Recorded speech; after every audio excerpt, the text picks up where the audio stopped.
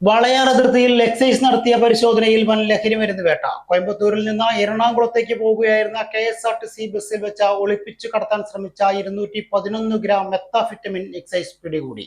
Excise inspector N പ്രേമാനന്ദകുമാറിന്റെ നേതൃത്വത്തിൽ നടത്തിയ വാഹന പരിശോധനയിലാണ് കോയമ്പത്തൂരിൽ നിന്ന് എറണാകുളത്തേക്ക് പോകുകയായിരുന്ന KSRTC ബസ്സിൽ ഒളിപ്പിച്ചു കടത്താൻ ശ്രമിച്ച ലഹരി മരുന്ന് പിടികൂടിയത്. സംഭവത്തിൽ തൃശൂർ ചാവക്കാട് സ്വദേശി PS ഷമീറാണ് പിടിയിലായത്. ഇയാളിൽ നിന്നും 211.4 ഗ്രാം മെത്താഫെറ്റമിൻ കണ്ടെടുത്തു. കൊച്ചിയിലെ ആളുകൾക്ക് എത്തിച്ച് വിതരണം ചെയ്തതിനു വേണ്ടിയാണ് ഇയാൾ വലിയ തോതിൽ ലഹരി മരുന്ന് കടത്തിയതെന്ന് എക്സൈസിന് മൊഴി നൽകി. വാഹന പരിശോധനയിൽ assistant excise inspector CV Rajesh Kumar, BJ Sreeji, grade preventive ഓഫീസറായ സജീഷ് KM, സിവിൽ എക്സൈസ് ഓഫീസർമാരായ അശ്വന്ത്, സുബിൻ രാജേഷ് എന്നിവർ പങ്കെടുത്തു.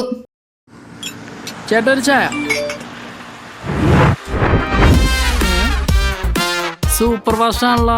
ഇതെന്താ കേരള വിഷൻ വൈഫൈയാ?